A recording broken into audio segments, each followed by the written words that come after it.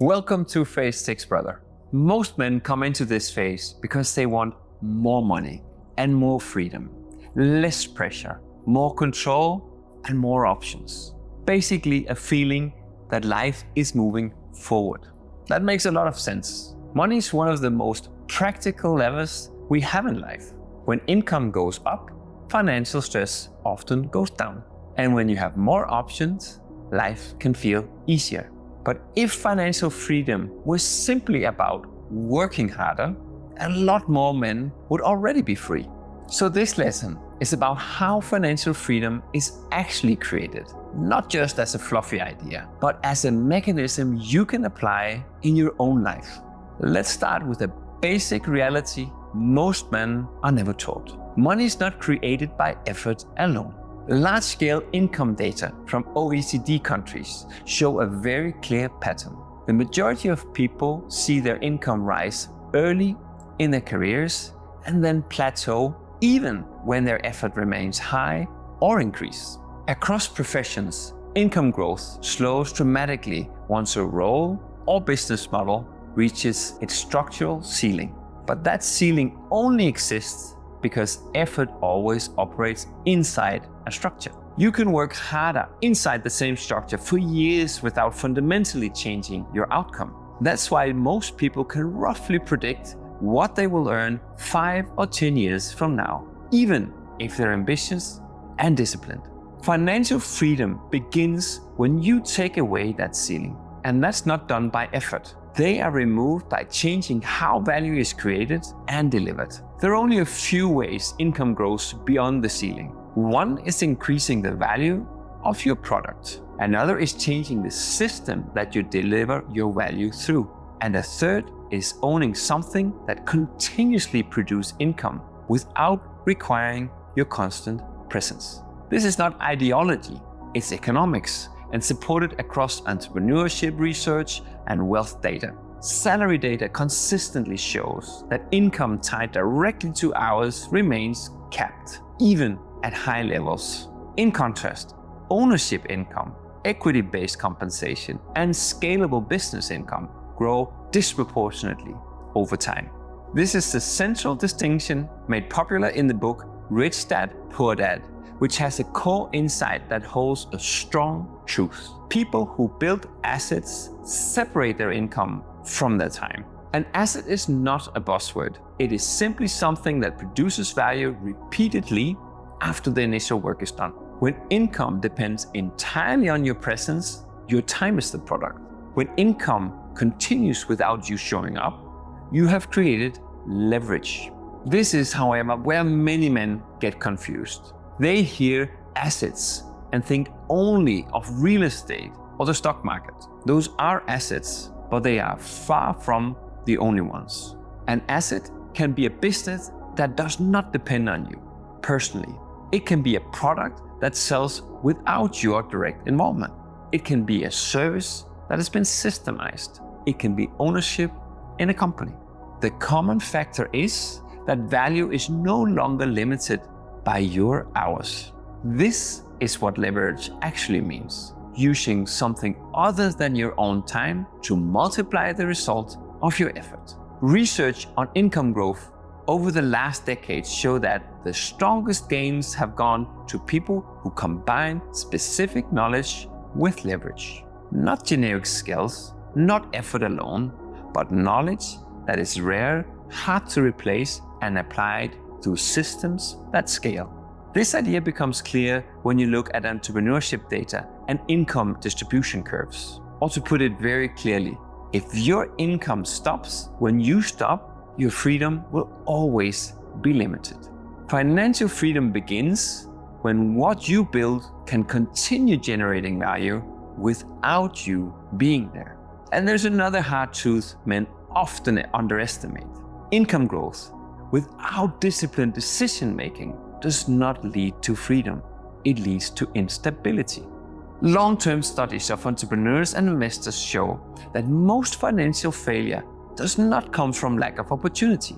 It comes from poor decisions under pressure, overexposure to risk, and lack of buffers. And that comes from allowing ourselves emotional reactions to success and setbacks. This is why systems and principles matter. They serve as your protection.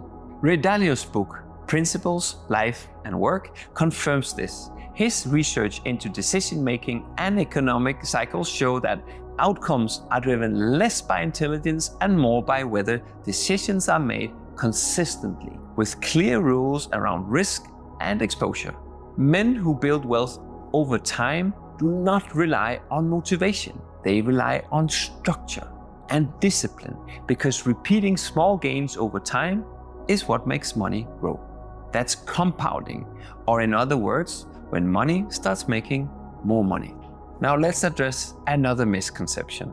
Income is not the same as freedom. Freedom comes from surplus, which simply means making more than you spend. Data on household finances show that a significant proportion of high earners live paycheck to paycheck. Their income is high, but their lifestyle eats most of it. That means stress remains high and freedom remains low. This is why many men earn more and still feel trapped.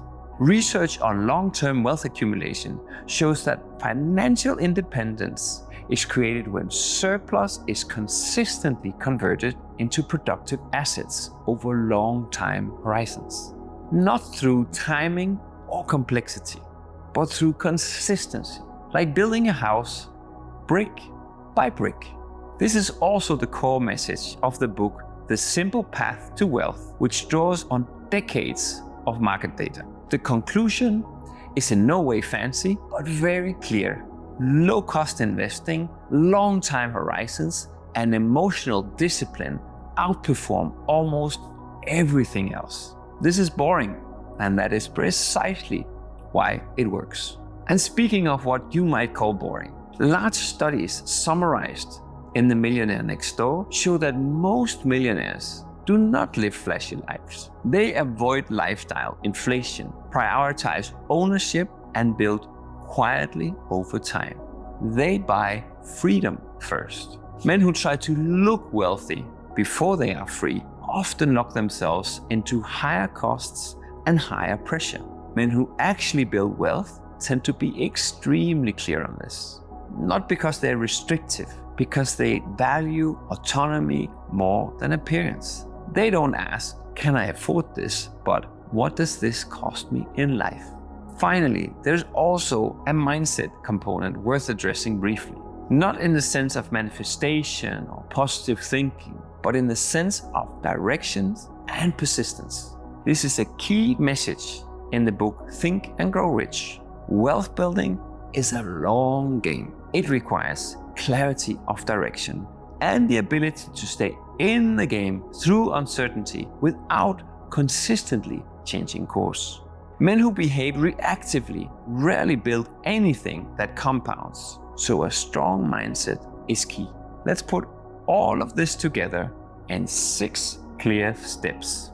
Financial freedom is created when you build value that exceeds your time, when you apply leverage intelligently, when you control your burn rate, when you convert your surplus into assets, when you manage risk with structure, and finally, when you behave consistently long enough for compounding to work.